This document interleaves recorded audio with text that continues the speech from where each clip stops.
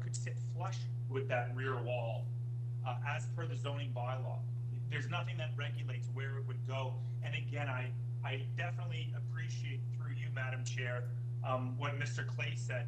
These are extremely unique properties. Laneway suites they come in all sizes, and they need to be looked at individually and evaluated individually with how that impact is felt to the adjacent neighbors, okay?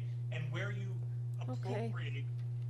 I think I'm going on a little bit. Yeah, you kind of are going beyond the question, I think. I know you're passionate, but I think we...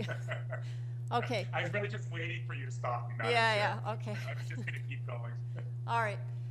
So panel, are there any other questions before we take it into committee then?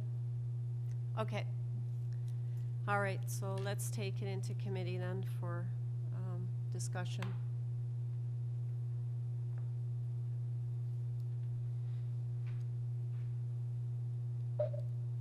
I'll start. While I appreciate the suggestion by the applicant that they would be prepared to reduce the length of the proposed structure at the second story, I still believe that what is being proposed is not appropriate. I think it is an overbuild. It's the size of the structure in terms of square footage is basically a house behind a house. I don't think it meets the policy of the City of Toronto with respect to the envision of the laneway houses, and I don't think it's appropriate. I think the impact is too great, and I am not in support of, would not be in support of the application as currently proposed. I don't know if anybody else has any comments. If not, I'll make a motion. Okay, so I would propose a motion to refuse the application, as I don't believe it meets the tests under the Planning Act for the reasons discussed. Okay, I have a motion to refuse the application, moved by Ms. Hayes. Do I have a seconder? Ms. Valentini, all in favor? Okay, the application's been refused. Thanks everyone for your patience today. All right, our final item is 104 Greenlaw Avenue.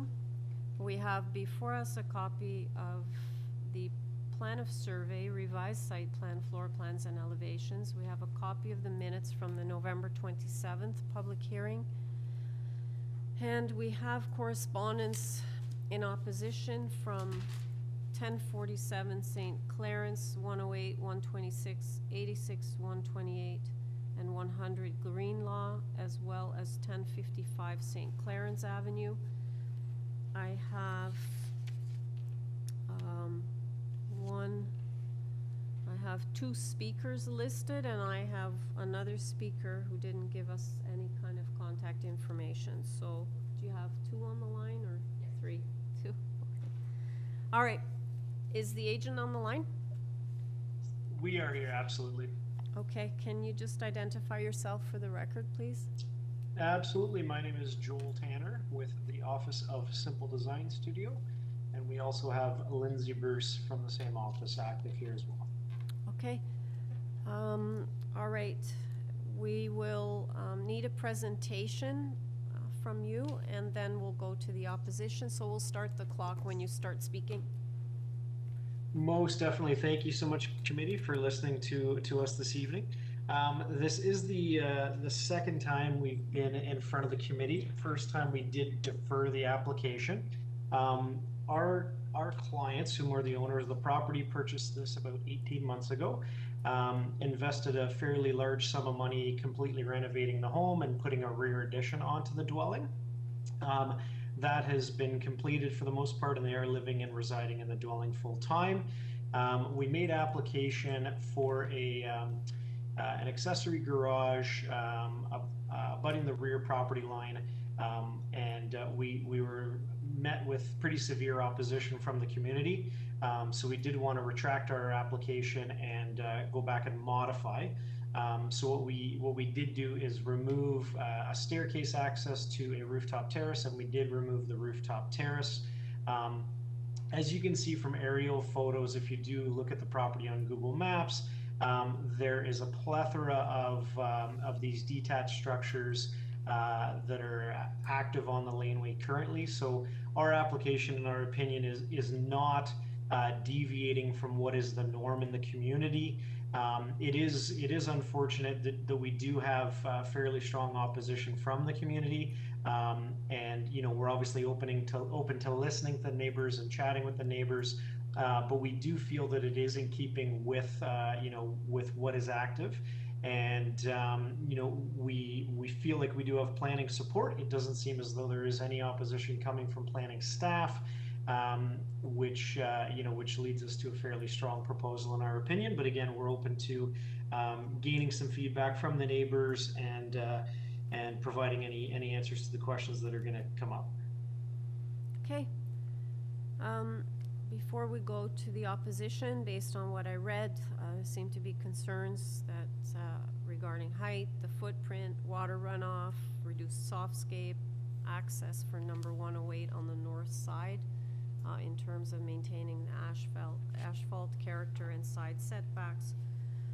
All right, Mr. Shurkas, are you on the line? Yeah, I'm here. Can you hear me? I can. Can we have your address, please? 108 Greenlaw Avenue. Okie doke, so you have 5 minutes, starting the clock now.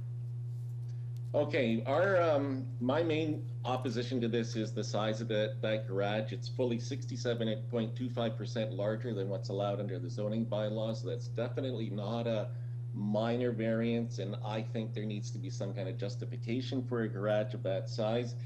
Plus, that garage is going to be at more than the maximum height by 6 inches, and that garage is going to be running right along the south side of my backyard. And if you look, I don't know if you can pull up my opposition letter, but I have a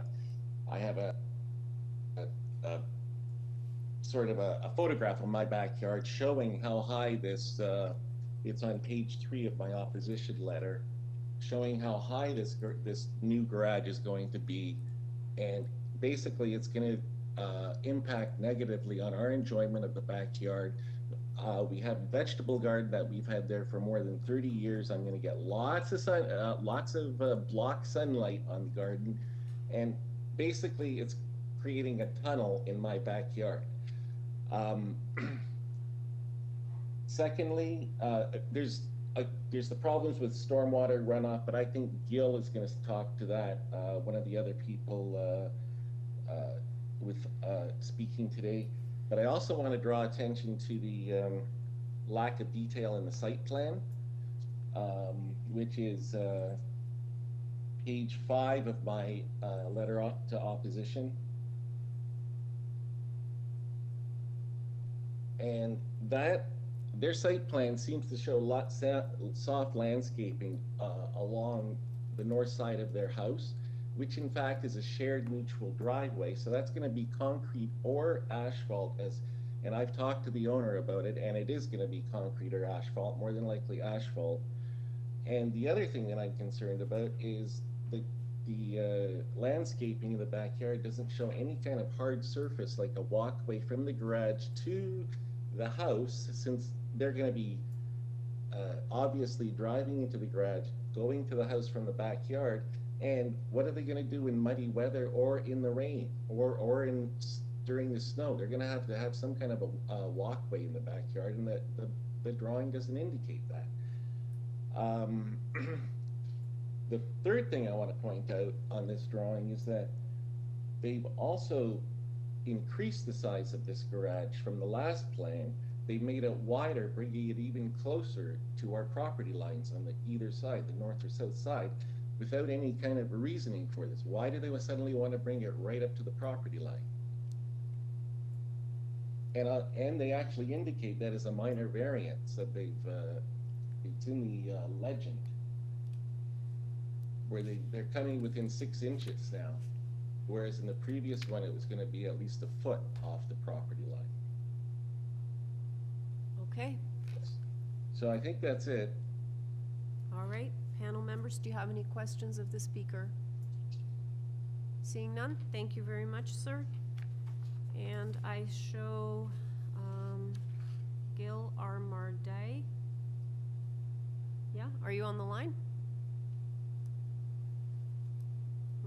Are you there?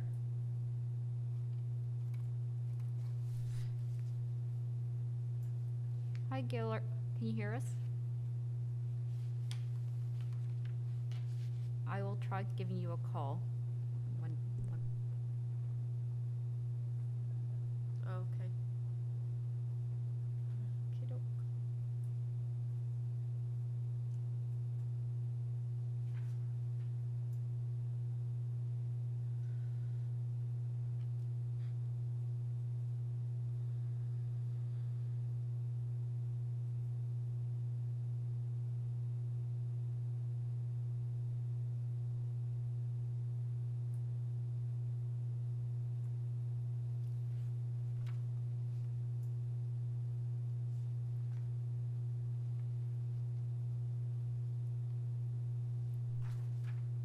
Hello?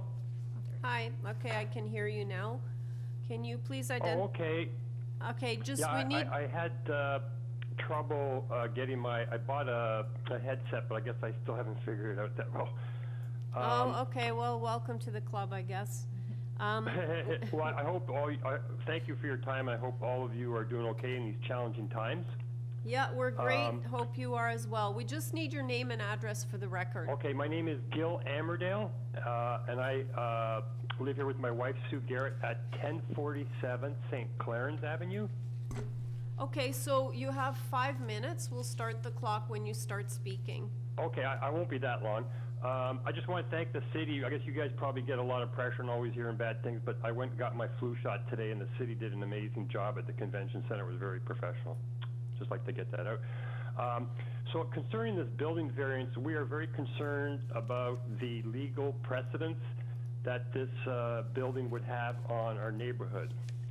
So while it doesn't directly affect me right now, if this building variance is approved, it could happen to me, it could happen to us in the next year because of the law of precedence. And what concerns me is the size. It would just basically mean less sun, and it would be colder, and it would basically kill half our garden if a neighbor to the south of us were to build a similar structure. And since it's a block, and the sun arcs really low in the winter too, so it would block all our sunshine. It would make our heating costs go up, and it would be just a lot nastier. The neighbors have been made aware of this of the legal precedence issue. And in total, there have been 20 objection letters on file. So 20 objection letters. I don't know if that's a record for the city, but it's pretty good because everybody was made aware of the legal precedence issue. What also concerns me is, well, I find this whole application has been very disrespectful, but that's beside the point. So with his existing plan, the natural rainwater ground absorption would be greatly reduced. All the costs of this excess water would be passed on to the city and the Toronto taxpayers. There are homes south of us that have stormwater backup, and people are affected. So there's a social cost to the city of having, just taking up all that natural water absorption. That's passed on to the city. I don't know what the city must, there's a lot of drain problems in the city, and this would just compound the problem. That's about it, I guess. Okay. But thank you for your time. Okay, well, thanks for your patience. And panel members, do you have any questions of the speaker? No?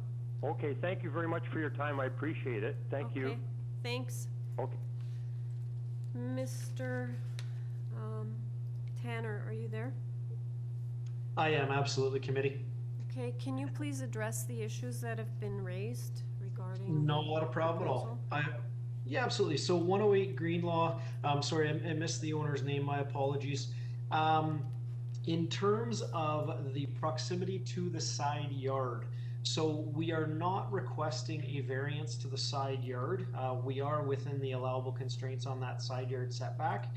And as much as, as much as I appreciate that we are coming in close proximity to that side yard, it is allowed as per the zoning bylaw stipulations, so that is not on the list of variances.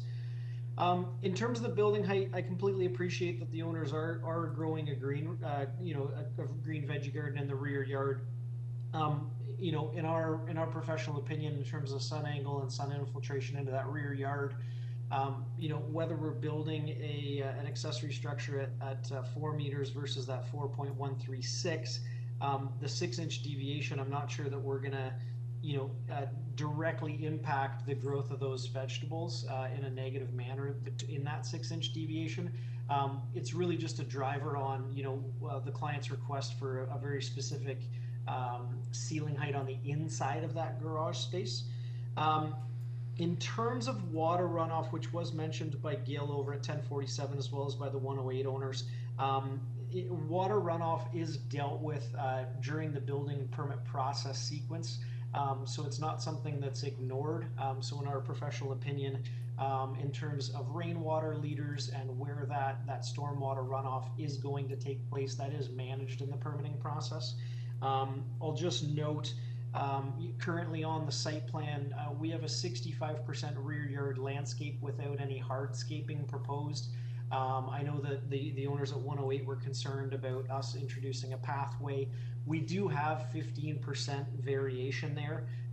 So, if the owners want to introduce some type of hardscape walkway, we do have that flexibility down to 50% rear yard requirement. So in our professional opinion, we do have that leeway to actually be able to introduce some hardscaping. The owners are, raising a family in the home, so they are looking to maximize the softscaping in that rear yard. But again, just so the committee's aware that we do have some flexibility there. And just last comment, just back to Gil, I know he was concerned about legal precedents being set in the neighborhood. As we all know, the Committee of Adjustment Applications, it is a site-by-site approval. It is not a legal precedence process. So, we're looking at this file and this file only. We're not looking at, 1045 or 1049 St. Clarence. So, again, we're aware of the concerns, but again, legal precedence always comes up, and it shouldn't be a driver here in the decision making. I'd like to make one final note in terms of the concern regarding the overall building footprint of the ancillary structure. If we look at 102, which is the dwelling to the south, if you reference our site plan, the depth of our structure is just about directly matching that neighbor's structure. In fact, the neighbor's structure is slightly deeper. And so, it seems as though, quote unquote legal precedence, if we want to go there, has almost already been set in terms of the massing and sequencing of these rear yard ancillary structures on this street. It just so happens that a lot of them are grandfathered in and have been there for 30 or 40 or 60 years. We're looking to build a new structure on this property, which is why we're having to go through the variance process. So again, I'm available for any additional questions. I'm hoping that does provide clarity to the committee in terms of our position on the matter, and open the doors back to any other comments. Okay, thank you. Panel members, do you have any questions of Mr. Tanner? No? All right. We'll take it into committee then. Discussion?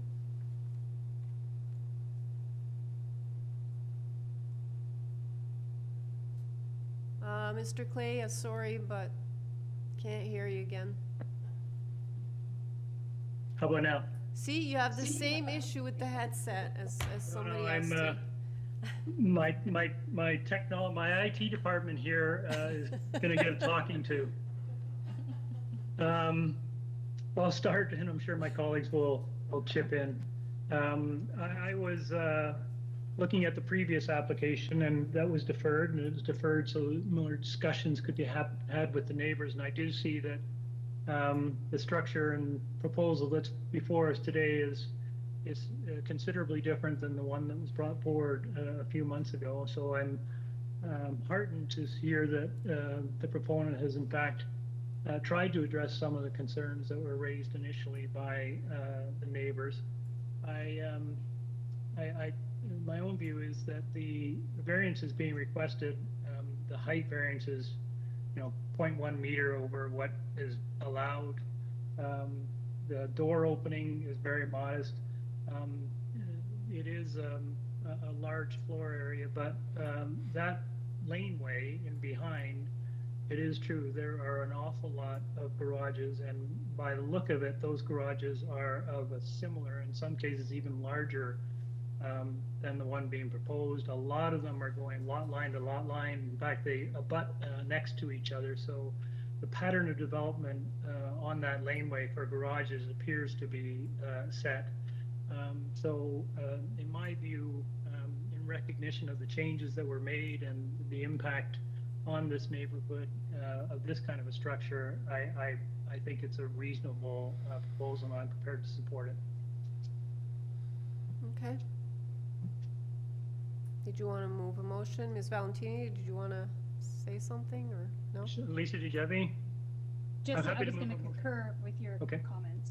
So no other additional comments. I would just add also that actually the softscapes being improved in the backyard too, because a lot of the properties don't have any softscapes. So I think this is actually good in terms of drainage, which also was a concern. So again, we can't hear you. We lost it. We're losing you again.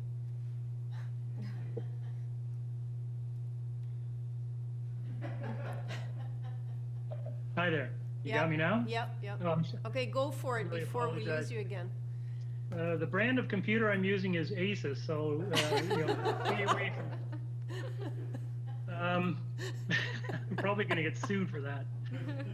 I would, for the reasons I mentioned, I'll prepare to move a motion to approve this application. I don't believe there are any conditions. There are not. Okay, motion to approve, moved by Mr. Clay. Do I have a seconder?